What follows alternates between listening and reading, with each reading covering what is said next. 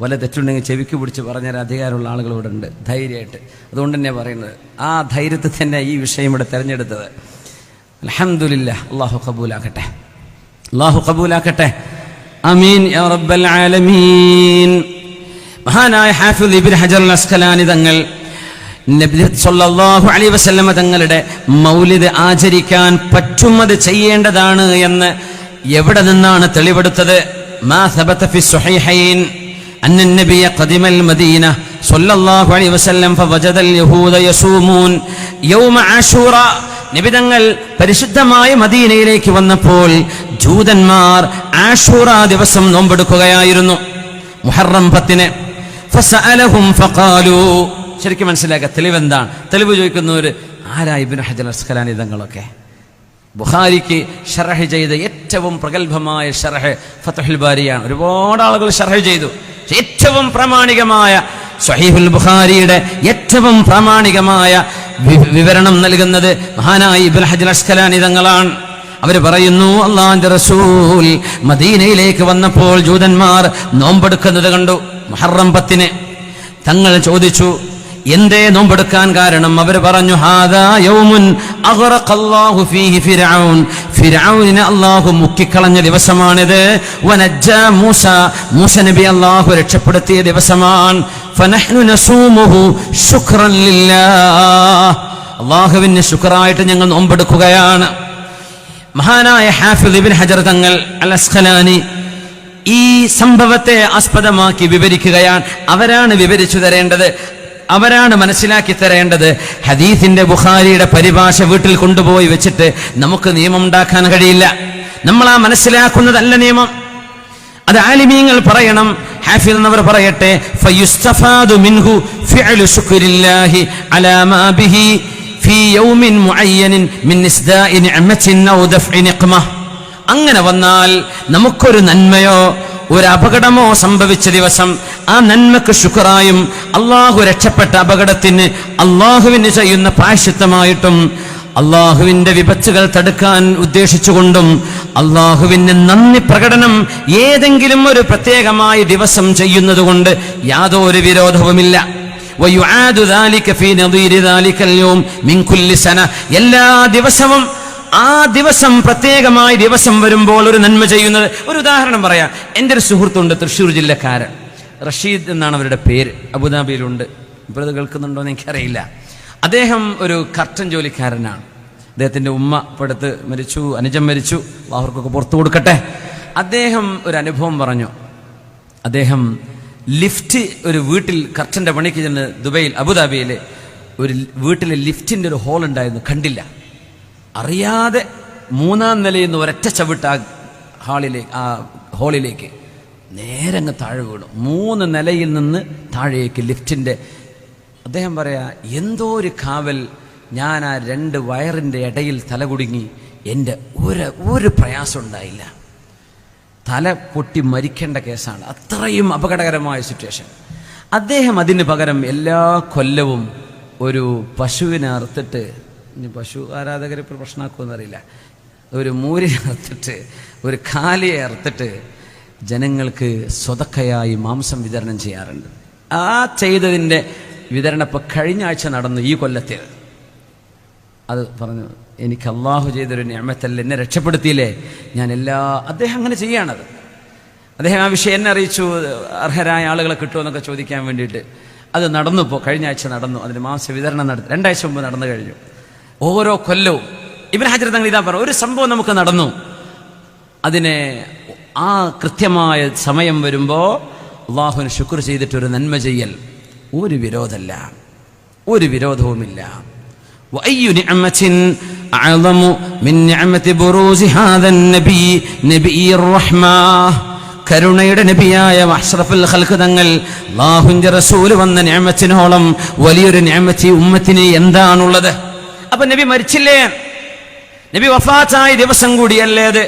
അതൊന്നുകൂടെ ആവർത്തിക്കുന്നു. മുമ്പ് നമ്മൾ പറഞ്ഞിട്ടുണ്ട്, വഫാത്ത് ആചരണം, ദുഃഖാചരണം എന്ന് പറയുന്നത് ശറഇൽ 3 ദിവസമാണ് ശറ അനുവദിച്ചത്.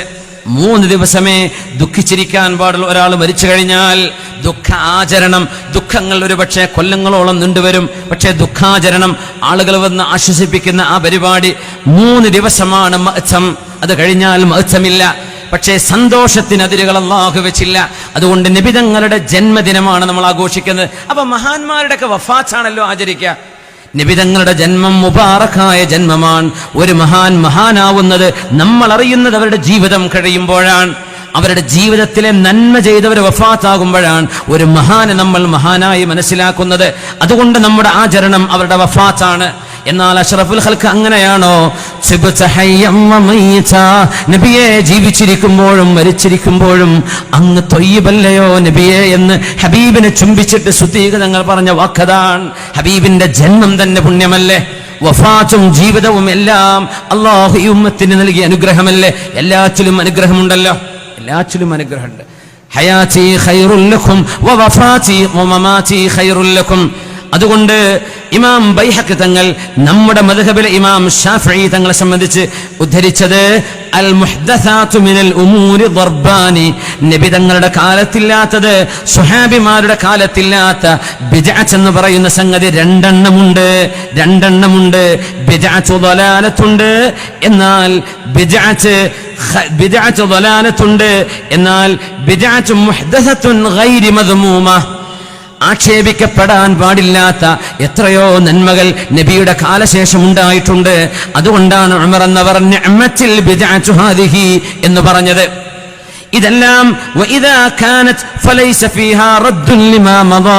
അതുകൊണ്ട് നമ്മുടെ ആരോപിക്കുന്ന ആളുകൾ നിബിതങ്ങൾ ചെയ്തില്ലല്ലോ എന്ന് പറയുന്നത്, നിബിതങ്ങൾ ചെയ്യാത്തത് ആർക്കും ചെയ്യാൻ പാടില്ല എന്ന അർത്ഥമില്ല എന്ന് ആദ്യമേ നമ്മൾ ചർച്ച ചെയ്തു കഴിഞ്ഞു. അത്തർകു ലൈസ ബിഹുജ്ജത്തിൻ, ചെയ്തില്ല എന്നത് ഒരു തെളിവല്ല. ചെയ്തില്ല എന്ന് ചെയ്യാൻ പാടില്ലെന്ന്. അങ്ങനെയാണെങ്കിൽ ഇന്ന് മൈക്കുണ്ടോ? ഇത് ഉപയോഗിക്കുന്നില്ലേ? 2 ഹറമൈനുകൾ ഉപയോഗിക്കുന്നില്ലേ? ലോക മസ്ജിദുകൾ ഉപയോഗിക്കുന്നില്ലേ? എന്തെല്ലാം സംവിധാനങ്ങൾ, എന്തെല്ലാം സംഗതികൾ, കോടിക്കണക്കിന് സംഭവങ്ങളില്ലേ തങ്ങളുടെ കാലത്തില്ലാത്തത്? നമ്മൾ ഉപയോഗിക്കുന്ന മൊബൈൽ ഫോൺ അടക്കം ഇതിന്റെ വിധി എന്താ? ജായിസ്.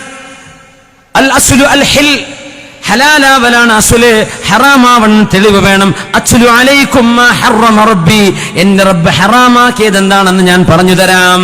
എന്താണ് അതിന്റെ അർത്ഥം? ഹലാലാണ് അസ്ല്, അത് ഹറാമാണെങ്കിൽ തെളിവ് വേറെ വേണം. ഇത് ചെയ്യരുതെന്ന് ആരെങ്കിലും പറഞ്ഞോ? ഇമാം സുയൂത്തി റഹ്മത്തുള്ളാഹി അലൈഹി വഅമലുൽ മൗലിദി ലൈസ ഫീഹി മുഖാലഫത്തുൻ ലികിതാബിൻ വലാ സുന്നത്തിൻ, മൗലിദ് കഴിക്കുന്നതിൽ ഖുർആനിനോ സുന്നത്തിനോ വിരുദ്ധമായി ഒന്നുമില്ല. ആര്? ഖാതിമത്തുൽ ഹുഫാൽ ഇമാം സുയൂത്തി തങ്ങൾ. വലാ അസരിൻ വലാ ഇജ്മാഇൻ, പണ്ഡിതന്മാരുടെ ഏകാഭിപ്രായത്തിനോ സ്വഹാബത്തിന്റെ അസറിനോ നബിയുടെ സുന്നത്തിനോ അള്ളാന്റെ കിതാബിനോ വിരുദ്ധമായി ഒന്നും മൗലിദ് കഴിക്കുന്നതിലില്ല, നബിയുടെ ജനനം ആചരിക്കുന്നതിൽ ഇല്ല. ഫഹിയ ഗൈറു മദ്മൂമ, അത് ആക്ഷേപിക്കാൻ പാടില്ലാത്തതാണ്. ആര് പറഞ്ഞു? ജലാലുദ്ദീൻ സുയൂത്തി റഹ്മഹുല്ലാഹ്. കമാ ഫി ഇബാറത്തി ശാഫിഈ, ശാഫിഈ തങ്ങൾ അങ്ങനെയല്ലേ പറഞ്ഞത്? നബിയുടെ കാലത്തില്ലാത്തത് എല്ലാം ശിർക്കാണ്, കുഫറാണ്, ബിദ്അത്താണെന്ന് പറയല്ലേ. ഫഇന്ന ഇത്ആമ ത്വആം, ഭക്ഷണം കൊടുക്കുന്നത്, അതിൽ അൽ ഖാലി അൻ ഇഖ്തിറാഫിൽ ആസാമി, തെറ്റുകളില്ലാതെ ഭക്ഷണം കൊടുക്കുക, കള്ള് വിളമ്പി, അത് ഹറാമാണ്, ചെയ്യാൻ പാടില്ല. പാവപ്പെട്ടവർക്കും വിശക്കുന്നവർക്കും കൂട്ടുകാർക്കും നാട്ടുകാർക്കും ഭക്ഷണം വിളമ്പിക്കൊടുത്താൽ എന്തു കുഴപ്പം? ഫഹുവ ഇദൻ മിനൽ ബിദഇൽ മൻദൂബ, അത് സുന്നത്തായ ബിദ്അത്താണ്. കമാ അബ്ബറ ബിഹി അൻഹു ബിദാലിക സുൽത്താനുൽ ഉലമാഇ അൽ ഇസ്സ് ഇബ്നു അബ്ദുസ്സലാം, സുൽത്താനുൽ ഉലമ ഇസ്സ് ഇബ്നു അബ്ദുസ്സലാം തങ്ങൾ പറഞ്ഞ പോലെ ഇത് സുന്നത്തായ ബിദ്അത്താണ്. അതാണ് ഇമാം ശാഫിഈ തങ്ങളുടെ അഭിപ്രായമെന്ന് മഹാനായ ഇമാം സുയൂത്തി റഹ്മത്തുള്ളാഹി അലൈഹി. ഇനി ആക്ഷേപിക്കേണ്ടവരെ സുയൂത്തി ഇമാമിനെയാണ് ആക്ഷേപിക്കേണ്ടത്, നമ്മളല്ല.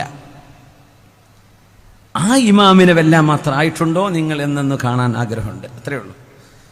നിങ്ങൾ ചെയ്യണ്ടേ? വേണ്ട, സുന്നത്തുകൾ നിർബന്ധമല്ലല്ലോ, നിങ്ങൾ ചെയ്യണ്ട. പക്ഷെ ചെയ്യുന്ന ആളുകൾ ഇത് ചെയ്യുമ്പോൾ ബിദ്അത്ത് തുടങ്ങി, കുഫർ തുടങ്ങി, ശിർക്ക് തുടങ്ങി, ഇത് പറയല്ലേ ദയവ് ചെയ്ത്. നിങ്ങൾ വീട്ടിൽ പോയിട്ടിരുന്നോ, കടന്നുറങ്ങിക്കോ, ഒന്നും മിണ്ട. നബിയെ പറ്റി ആർക്ക് പറഞ്ഞു കൊടുക്കണ്ട, റബീഉൽ അവ്വലിലും പറയില്ല, അല്ലാത്തപ്പോഴും പറയണ്ട, ഒന്നും ചെയ്യണ്ട. പക്ഷെ അത് ചെയ്യുന്നവരെ എതിർക്കരുത്, ഇത്രേ പറയാനുള്ളൂ. നിങ്ങൾ എതിർക്കണ്ട, അത്രേ ഉള്ളൂ. ആലിമീങ്ങൾക്ക് അഭിപ്രായ വ്യത്യാസങ്ങൾ ഒരുപാടുണ്ടാകാം. പക്ഷേ ഇത്തരം ആലിമീങ്ങളുടെ പ്രമാണങ്ങൾ ഉണ്ടായതിന്റെ പേരിലാണ് നമ്മളത് ചെയ്യുന്നത്. ഇമാം സുയൂത്തി തങ്ങൾ മഹാനായ ഹാഫിദ് ശംസുദ്ദീൻ ഇബ്നുൽ ജൗസി തങ്ങളിൽ നിന്ന് മഹാനവർ കിതാബ് എഴുതിയിട്ടുണ്ട്. അർഫു തഅരീഫ് ബിൽ മൗലിദി ശരീഫ്, ഇബ്നുൽ ജൗസിയുടെ കിതാബ്. ഇന്നഹു സഹ, അതിൽ മഹാനവറുകൾ പറയുന്നത് നബിയുടെ മൂച്ചാപ്പ അബൂ ലഹബ്. ആരാണ് അബൂ ലഹബ്? ഖുർആനിൽ സൂറത്ത് ഇറക്കിയില്ലയോ, തബ്ബത് യദാ അബീ ലഹബിൻ വതബ്, അബൂ ലഹബ് നശിച്ചു എന്ന് ഖുർആൻ എത്ര പറഞ്ഞു. അവൻ നരകത്തിലാണെന്ന് പറഞ്ഞു. ആ അബൂ ലഹബിന് നാളെ അദാബ്, നാളെ നരകത്തിന്റെ ശിക്ഷയിൽ എല്ലാ തിങ്കളാഴ്ചയും അല്ലാഹു ശിക്ഷയിൽ ഇളവ് നൽകുന്നുണ്ട്. അത് സ്വഹീഹായ ഹദീസാണ്. ലിയഅ്സാഖിഹി സുവൈബ എന്ന അടിമ സ്ത്രീ, അള്ളാന്റെ റസൂല് ജനിച്ചു, നിങ്ങളുടെ അനുജൻ അബ്ദുള്ളക്ക് മുഹമ്മദ് എന്ന മോൻ ജനിച്ചു എന്ന സന്തോഷ വാർത്ത നബിയുടെ മൂച്ചാപ്പയും നബിയെ ഉപദ്രവിച്ച ആളുമായ അബൂ ലഹബിനോട് അബൂ ലഹബിന്റെ അടിമ സ്ത്രീയായിരുന്ന സുവൈബ ബീവി വന്ന് പറഞ്ഞപ്പോൾ അബൂ ലഹബ് സന്തോഷം കൊണ്ട് അവരെ സ്വതന്ത്രയാക്കി വിട്ടു. ആ സന്തോഷം പ്രകടിപ്പിച്ചതിന്റെ പേരിൽ കാഫിറായ അബൂ ലഹബ് ജൂസിയ ഫിന്നാരി ബിഫറഹിഹി ലൈലത മൗലിദിൻ നബി, അല്ലാഹുവിന്റെ റസൂൽ ജനിച്ച ആ രാത്രിയിൽ ആ പെണ്ണിനെ സ്വതന്ത്രയാക്കി സന്തോഷം കാണിച്ചതിന്റെ പേരിൽ നരകത്തിൽ എല്ലാ തിങ്കളാഴ്ചയും അല്ലാഹു അബൂ ലഹബിന് ശിക്ഷയിൽ ഇളവ് കൊടുക്കുന്നുണ്ടെങ്കിൽ ഫമാ ഹാലുൽ മുസ്ലിം അൽ മുവഹിദ് മിൻ ഉമ്മത്തി മുഹമ്മദിൻ, മുഹമ്മദ് നബിയുടെ ഉമ്മത്തിലെ മുസ്ലിമീങ്ങളുടെ അവസ്ഥ പിന്നെ എന്താണ്? കാഫിറിന് പോലും അബൂ ലഹബ് നരകത്തിലാണെന്ന ഖുർആനിന്റെ വ്യക്തമായ പ്രഖ്യാപനമാണ്. ഖുർആനിന്റെ നസ്സുൻ സ്വരീഹുൻ വാളിഹ്. എന്നിട്ട് പോലും നാളെ അല്ലാഹു നരകശിക്ഷയിൽ നിന്ന് അബൂ ലഹബിന് എല്ലാ തിങ്കളാഴ്ചയും ഇളവ് കൊടുക്കുന്നുണ്ടെങ്കിൽ